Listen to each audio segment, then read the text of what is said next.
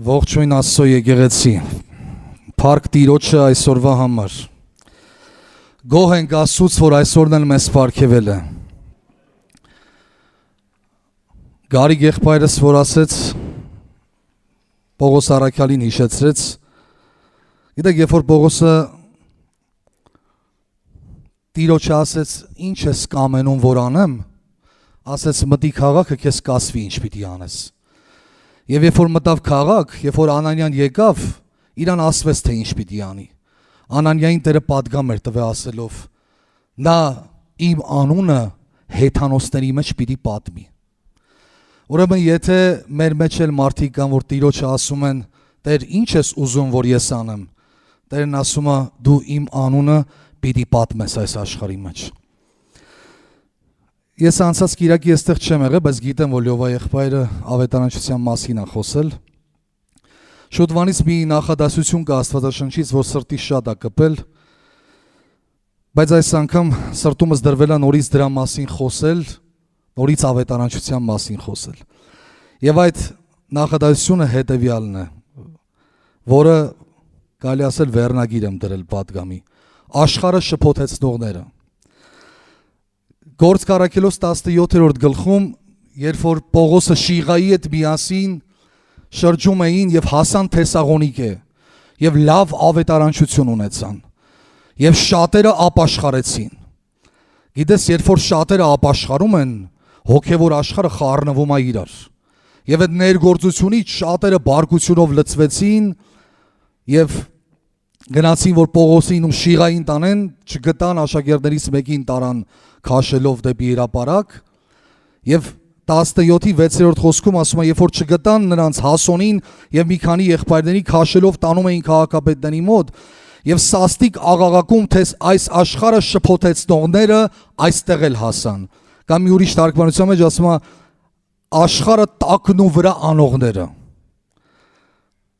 Այո, աշխարհը տակնու վրա անողները։ Չեմ անում, ձեր դուրը գալիս է ես, բայց իմ դուրը շատ է գալիս։ Որ Քրիստոսի աշակերտների համար, առաքյալների համար, մարդիկ ասում են, էս մարդիկ աշխարհը տակնու վրա են արել, շփոթեցրել են, հերիք չի հասել են մեզ հիմա։ Փառք Տիրոջը, նման մարդկանց համար, ովքեր ավետարանով լցնել գիտեն երկիրը, ովքեր տակնու վրա են անում Քրիստոսի ավետարանով։ Գիտես, երբ որ Աստծո խոսքը խոսում ես մարդկանց հետ, շատերի կյանքը տակնու վրա է անում, եւ մարդը սկսում է փնտրել Աստծուն, եւ հենց այդ ժամանակը, որ մենք պետք է առաջնորդենք դրան Տիրոջը։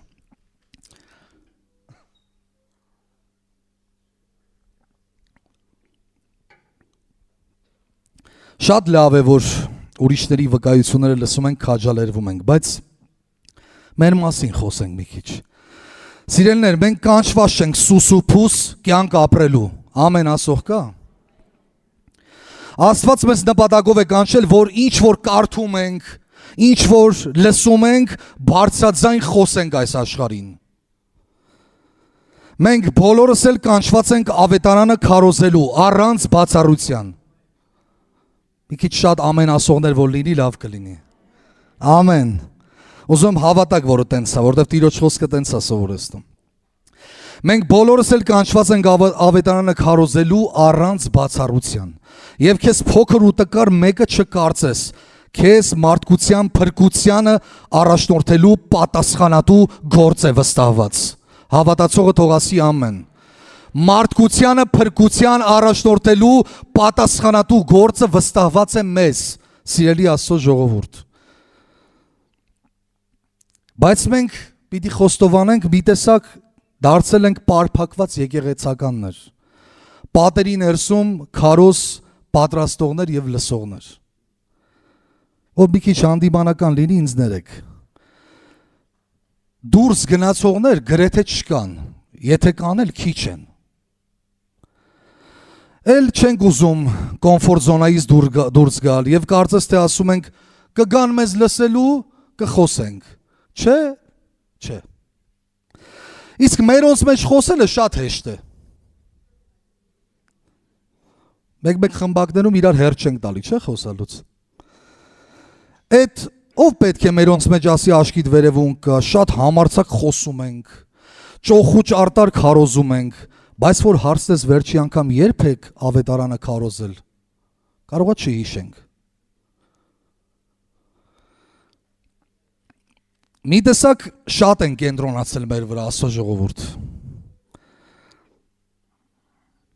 Հանկարծ մեզ բան ասող չլինի։ Թող ասեն, թող Քրիստոսի անվան համար հալածեն, ոչինչ, կդասվենք երանիների շարքում և մեր վարձնել երկնքում շատ կլինի, տենց ասում Տերը թե չէ։ Երանի ձեզ, եթե իմ անվան համար հալածվեք, ուրախացեք և ցնծացեք, որտև ձեր վարձքը երկնքում շատ է լինելու։ Ուրիշ ժամանակ, որ վարձքից խոսում ենք, բոլորս ուզում ենք, չէ, այդ առատ վարձքը, ճանապարհը դա է։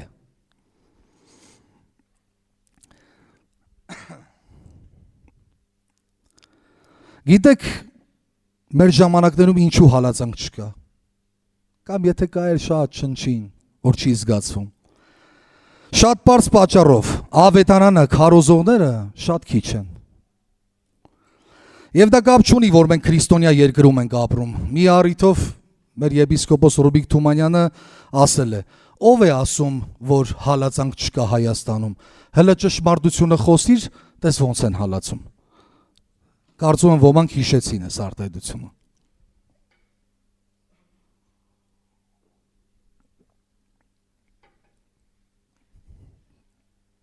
Եվ ցավոք սրտի շատ քրիստոնյաներ, շատ հավատացյալներ հալածանքից խուսափելու համար ավետարանը չեն քարոզում։ Ճշմարտությունը չեն խոսում, այնպես ինչպես ավետարանն է ցույց տալիս։ Իսկ որն է պատճառը, որ ավետարանը լավ չի քարոզվում։ Մի քանի բան միասին նայենք, հա։ Հատկապես Մատթեոս 10-րդ գլխից մի քանի համար պետք է կարդամ, բայց սկսենք 27-րդ համարից։ Ասում է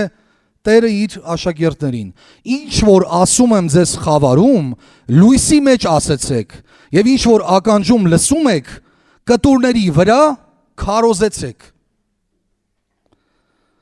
Ուրեմն համար առաջինը, եթե ծածուկում նրա հետ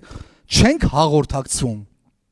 եթե խոսքով չենք լցվում, եթե նրանից չենք լսում, մենք ոչ խոսելու նյութ կունենանք, ոչ էլ համարձակություն կունենանք խոսելու։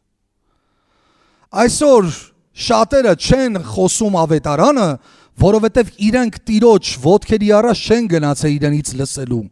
որովհետև խոսքը չի բնակվում իրանց մեջ, որ համարձակ խոսեն, որովհետև ոչ ոք չի կարող խոսել, եթե նրանից չի լսել, բայց Տերն ասում է, ինչ որ ձեզ հիմա ասում եմ այս ծածուկում, կտուրների վրա բարձրաձայն խոսեք սրա մասին։ Ոչ թե թաքուն, այլ բացահայտ։ Նրա ոտքերի մոտ գնացողները քիչ են եւ նրանից սովորողներն էլ են քիչ։ Դրա համար էլ խոսելու բան չկա։ Երբեմն գիտենք ինչ պիտի խոսենք, բայց զորություն չկա, որպեսզի իմացածը շարադրենք։ Մեր մասին եմ ասում ժողովուրդ։ Աստվածաշնչյան դպրոց սովորել ես, տարիներով եկեղեցում ես, կարդում ես խոսքը, բայց որ հասնում է հերթը ավետարանը քարոզելու, հասկանում ես, որ զորություն չկա։ Չես իմանում ոնց շարադրես խոսքերդ։ Նրա այդ հաղորդակցության պակասն է մեզ անհամարձակ դարձնում ավետարանը քարոզելու։ Երկրորդ պատճառը, որ Տերը շարունակության մեջ ասում է, դա վախն է։ Վախ հալածանքից, վախ չընդունվելուց, վախ վնաս քաշելուց, եւ ավելին է այստեղ Տերը ասում 28-րդ խոսքից, ասում է եւ մի վախեցեք դրանցից, որ մարմինը սպանում են եւ հոգին չեն կարող սպանել, բայց ավելի վախեցեք դրանից, որ կարող է հոգին էլ, մարմինն էլ կորցնել գեհենի մեջ։ Չէ որ երկու ճնճղուկ մեկ դանկի են ծախվում եւ դրանցից մեկը չի ընկնի գետին առանց ձեր հոր։ Իսկ ձեր գլխի ամեն մազերն էլ համարված են, ուրեմն մի վախեցեք, դուք շատ ճնճղուկներից ավելի լավն եք։ Լսում եք Տերը ինչ ասում մեր մասին։ Բայց միջև որ սրանք անցնենք, այստեղ Տերը հստակ պատգամ է փոխանցում մեզ այն մասին, թե մարդկանցից մի վախեցեք, ովքեր ցանկանում են կանգնեցնել քեզ, որ ավետարանը քարոզես։ Ինչու? Որովհետև մենք հայր ունենք, ով վերահսկում է ամեն բան եւ հոգ է տանում մեզ համար։ Մենք հայր ունենք։ Գարիկ աղբերս ասում էր, մենք Տեր ունենք։ Եվ ոչ ոք չի կարող մեզ խլել նրանից։ Այստեղ նորից Տերը մեր հայացքը ուղղում է դեպի հավիտենություն ասելով. մի վախեցեք նրանցից, ովքեր ամենաշատը որ կարող են անել, դա ձեր մարմինը սպանելն է, բայց նրանք չեն կարող ձեր հոգին վնասել, ձեզ հավիտենական դժոխք ուղարկել, այլ վախեցեք նրանից, ով հավիտենության վրա իշխանություն ունի։ Այստեղ Տերը ասում է ամենաշատը որ կարող են իրանք անել, ամենաշատը որ ես կարող եմ թույլ տալ որ նրանք անեն, դա քեզ մարմնավոր կյանքից զրկելն է։ Բայց դա քեզ չի բաժանելու ինձանից։ Դու տուն ես գալու։ Քեզ համար պատրաստված երկինք կա, հավիտենություն կա։ Ամենաշատը որ ասում է քեզ կարող են վնասել, այս քո երկրավոր խրճիթը քեզանից վերցնելն է։ Ուրիշ ոչ մի բան չեն կարող անել քեզ։ Այլ ասում է վախեցեք դրանից, որ դրանից հետո իշխանություն ունի մարմինն էլ հոգին էլ գեհենը գցելու։ Աստծուց վախեցեք։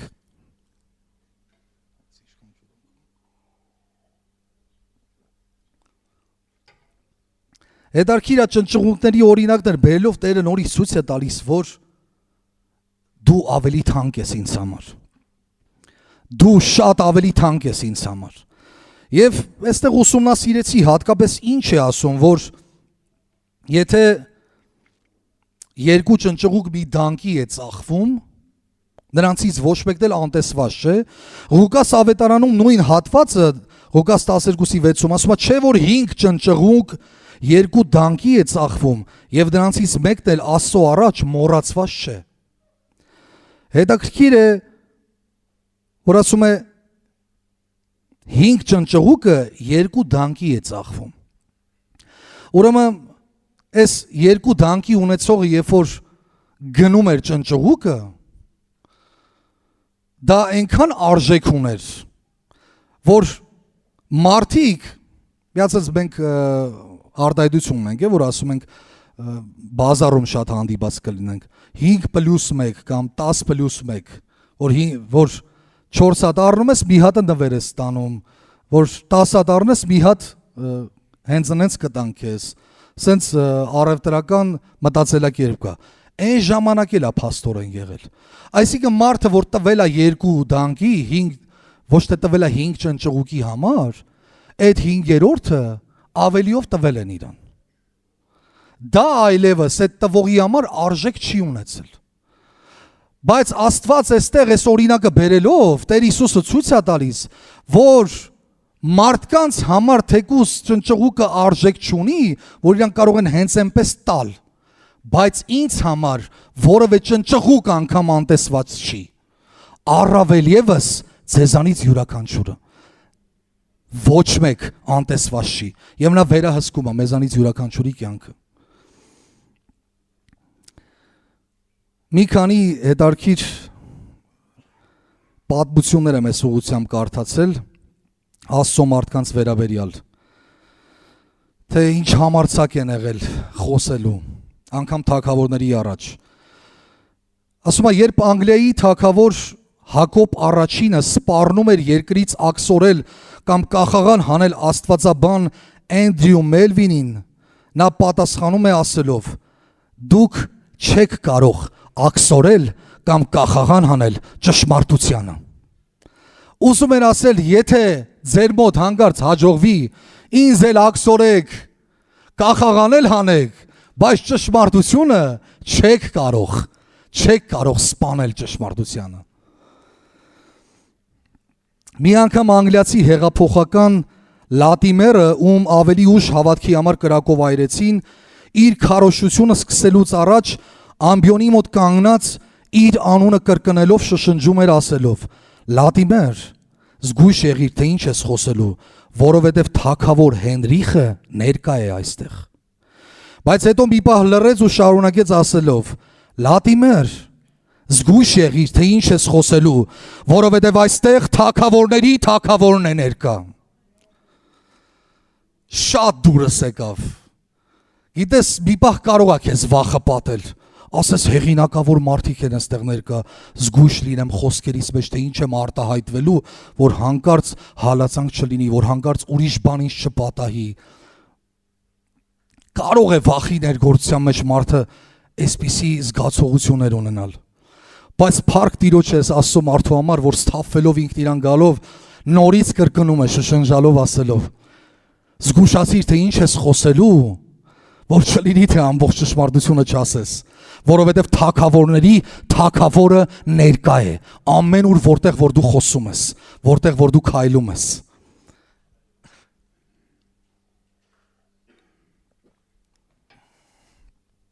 Իսկ մի ուրիշ Աստծո մարդու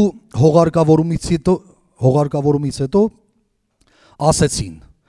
այստեղ պառկած է մի մարդ, ով այնքան էր վախենում Աստծուց, որ չէր վախենում ոչ մի մարդուց։ Այդ է որտեղ է գաղտնիքը։ Հաճախ վախն է հետապնդում մեզ, վախն է առաջնորդում մեզ, որովհետև մենք ավելի շատ չենք վախենում Աստծուց։ Այս մարդու մասին վկայեցին ասելով, այս մարդը այնքան շատ էր Աստծուց վախենում, որ ոչ մի մարդուց չէր վախենում։ Եվ այն մարդիկ, ովքեր Աստծուց վախենում են, հետևանքը լինում է նա, որ իրանք ոչ մի մարդուց չեն վախենում այլևս, համարձակ ավետարանը քարոզում են։ Ուրեմն մարդկային վախը հաղթահարելու լավագույն ձևը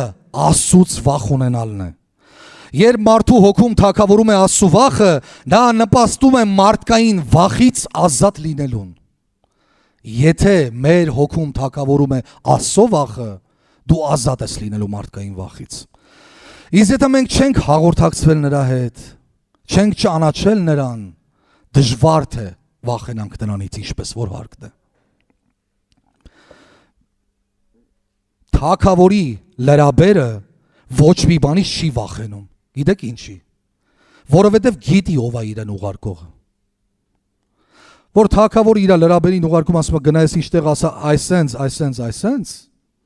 Այս լրաբերը ճամփին չի ասում, բա որ գնամ ասեմ, ինչ կմտածեն, ինչ կասեն, ոնց կվարվեն իմ հետ։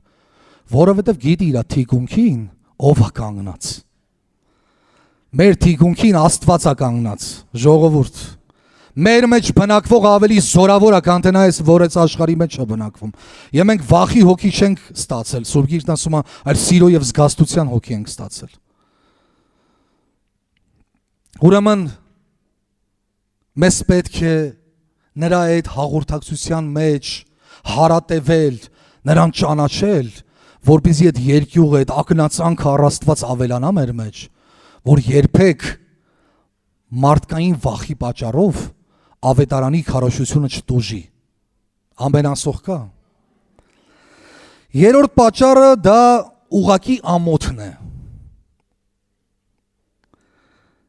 10:33-ում Տերն ասում է. «Արդ ամեն ով որ ինձ մարդկանց առաջ դավանի,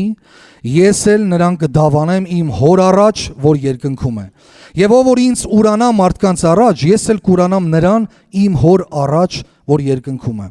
Քիչ հետո կարդանք, թե Մարգոսում սա ոնց է գրված։ Ուրեմն ինչպես կարող ենք չխոսել, չբարձրաձայնել այն մեկի մասին, ով մեր բազում մեղքերը ներել է։ Կան այստեղ մարդիկ, որ կարող են վկայել, որ Տերը իրենց բազում մեղքերը ներել է։ Ով մեր կյանքը փոխել է, կան այստեղ մարդիկ, որ կարող են վկայել, ասել, Տերը իմ կյանքը փոխել է։ Ով մեզ փրկել է հավիտենական դժոխքից, այստեղ կան այդ գիտակցություն ունեցող մարդիկ, որ Տերը մեզ հավիտենական դժոխքից է փրկել։ Ամեն։ Ով մեզ կյանք է տվել ու էլ ավելին, հավիտենական կյանք է տվել մեզ։ Ուրեմն երբ որ այս գիտակցությունը կա մեր մոտ, որ ինչքան շատ է Տերը մեր համար արել, եւ կարծում եմ Տիրոջ խոսքի մեջ ընկած ակնարկը հետևյալն է. այս ամենը, որ ես արել եմ։ Եթե ավելի հեռու գնամ, պիտի ասեմ, ոնց որ Սուրբ Գիրքն ասում է, դուք դեռ թշնամի էիք, երբ Քրիստոս ձեր տեղը մեռավ,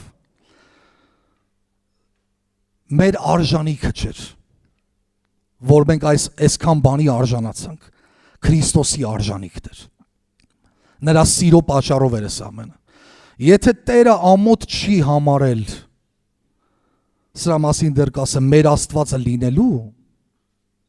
մենք ինչպես կարող ենք ամոթ համարել նրա անունը։ Առաջի Հովհաննես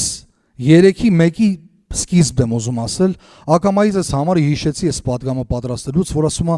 տեսեք հայրի ինչպիսի սեր շնորհեց մեզ, որ Աստծո որդիներ կոչվենք։ Շատ անգամ կրկնված համար է, բայց այս անգամ յուրովի այս համար ուշադրությունս գրավեց։ Ուրեմն ինչքան մեծ սեր էր պահանջվում, որ մեղավորները դառնային Աստծո որդիներ։ Ասում է տեսեք, ինչքան մեծ սեր է շնորհել, որ մենք դարձել ենք Աստծո որդիներ։ Աստված անհնարինը հնարավոր դարձրեց, որպեսզի մենք պատմենք եւ նրա գործերի մասին։ Ամեն։ Տեսեք Մարկոս ավետարան 8:38-ում էս նույն բանը ոնց է գրված, ասում է, որովհետև ով որ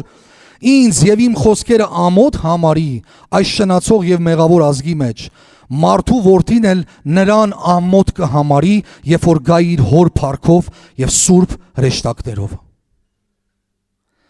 Իսկ նրանք, ովքեր հավիտենական կյանքի հույսով են ապրում եւ հալակծանքի չեն վախենում, Աստված նրանց մասին Եբրայեցիների 11-րդ գլխի մեջ ասում է,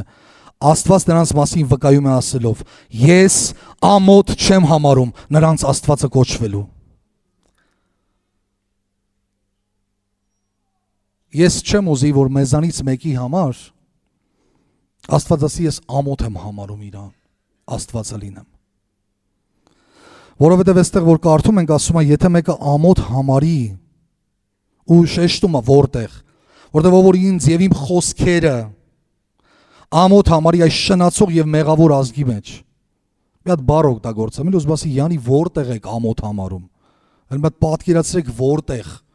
այս չար ու շնացող ազգի մեջ, այս խավարի մեջ ամոթ համարենք Սուրբի անունը տալու, Սուրբի մասին խոսելու, նրա մեծ փրկagorցության մասին խոսելու, ասում է մարդու որդին էլ նրան ամոթ կհամարի, երբ որ գա իր հոր փառքով եւ սուրբ հրեշտակներով։ Բայց ես ուզում եմ, որ մեզանից յուրաքանչյուրը լինի այն տեղում, որ Աստված ասի, ես ամոթ չեմ համարում լինելու Անիի Աստվածը։ Ես ամոթ չեմ համարում լինելու Վահեի Աստվածը։ Ամեն։ Ու կարող ենք յուրաքանչյուրիս անունը այստեղ դնել։ Ամփոփելով սիրելիներ, ուզում եմ ասել, որ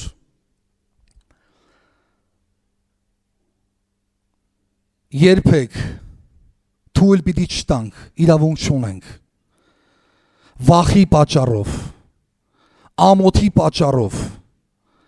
ավետարանը թաքցնել, մերով լինելը թաքցնել, ճշմարտությունը չխոսել, բայց այս ամենը գալիս է նրանից, որ մինչև հիմա ես ծառայության մեջ տեսնում եմ, որ խոսքը կարդացողները քիչ են, աղոթքի մեջ հարատևողները քիչ են, եւ եթե մեկը նրա ոտքերի մոտ չի ներկայացել նրանից լսելու, ինքը բան չունի ասելու այս աշխարհին։ Բայց երբ որ դու հաճախակի գնում ես նրանից լսելու, դու չես կարող այն ինչ որ լսել ես,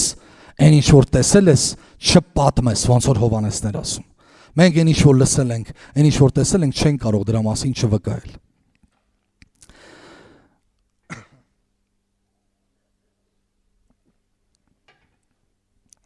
Անցած շաբաթ, որ այդ նամակ դժոխքից այդ տեսանյութը նայել էին եւ խմբակում ասեցին ինչի մասին է խոսքը եղել, մենք խմբակներում մի քանի լավ բան ենք պայմանավորվել, որոշեցի այսօր եկեղեցում էլ ասեմ ընդհանուր։ Հորդորանքս է, եթե այս խոսքերը քո սրտին հասավ, եկեք մեր սրտի մեջ դնենք, որոշում կայացնենք։ Գնանք նախ եւ առաջ նրա ներկայության մեջ նրանից լսելու, նրանով լցվելու, բայց գոնե պատասխանատվություն վերցրու քո վրա, շաբաթը մեկ հոգու ավետարան քարոզի։ Ինչքան որ Տերը քեզ տվել է, դու մի պատկերացրու, որ դու պետք է օրինակի համար լինես բոնկեի պես, որ նոր ավետարանը քարոզես։ Հավատացյալները հալածանքից գործ կառաքելություն, որ ծրվեցին, ամեն մեկ ուր որ գնում էր ավետարանը քարոզում էր։ Եվ գիտես այդ պատճառով մեծ արթնություն էր բռնկվում։ Ես մտածում եմ Հրազդանի եկեղեցին ավելի շատ գիտի, քան պետք էր իմանալ ավետարանը քարոզելու համար։ Եվ դրա համար հորդորանք սա, եկեք մեր սրտի մեջ դնենք սա։ Գնանք Տիրոջ առաջ։ Խնդրենք Տիրոջից։ Ես հավատում եմ, եթե մենք այս աղոթքը անենք, ասենք Տեր, ինձ առաջնորդիր այն մեկի մոտ, ում ուզում ես ես ավետարանը քարոզեմ, դուր բացիր խոսքի համար, որ ես խոսեմ, այս Տիրոջ կամքի համաձայն աղոթքը։ Անհնարին է, որ Տերը չպատասխանի։ Ոմանք կարող է վախենան այս աղոթն անեն, ասեն հենց աղոթեմ լինելու է այս առիթը, բայց չվախենաս այս աղոթն անել։ Աստված քո վախերն էլ վեր կառնի։ Քեզ կլցնի իր Սուրբ Հոգով, եթե դու ուզենաս իր կամքն անես, որովհետև այդ մեծ գինը վճարվել է, որպեսզի մեղավորները դառնան Աստծուն եւ փրկություն գտնեն։ Եվ Աստված այս գործը վստահել է մեզ, սիրելի Աստծո ժողովուրդ։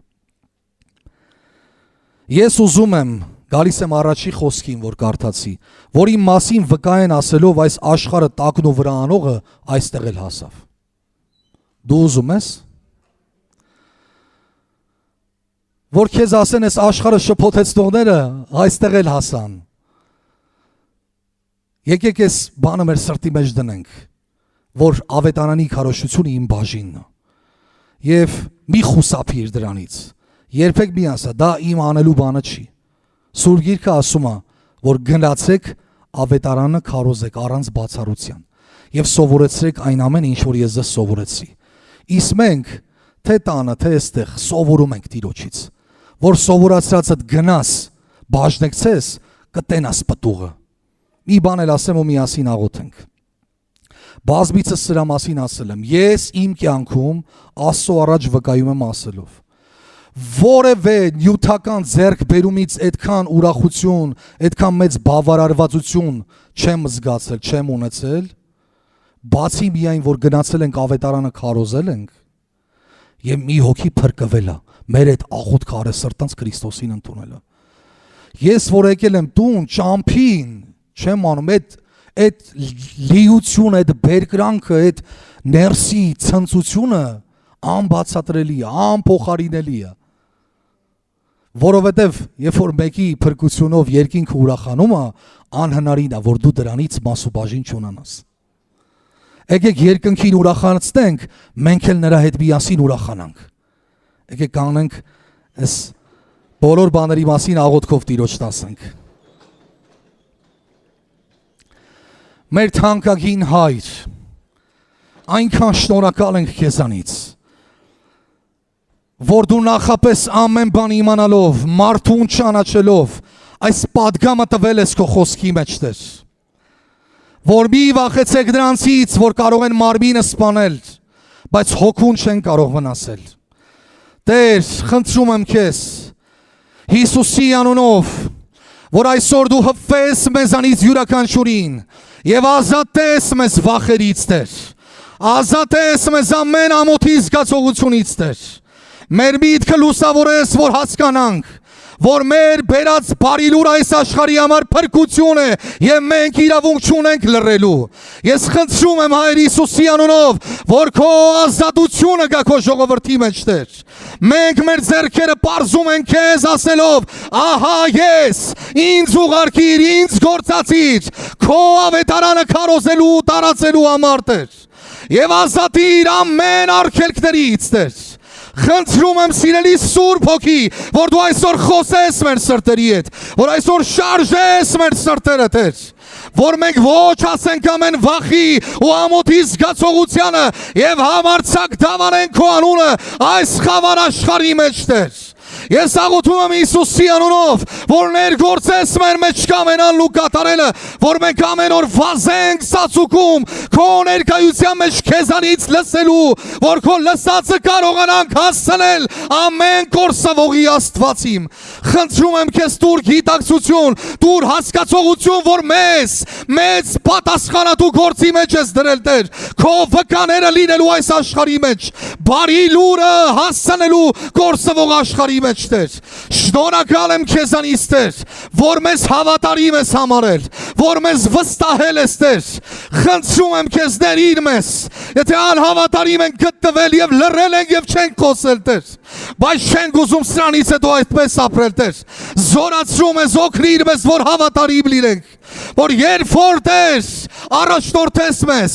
երբ որ առիթ լինի խոսելու բաշը թողնենք Տեր այդ առիթը, այլ մենք ստեղծենք այդ առիթը խոսելու, քո անունը դավանելու, քո փրկությունը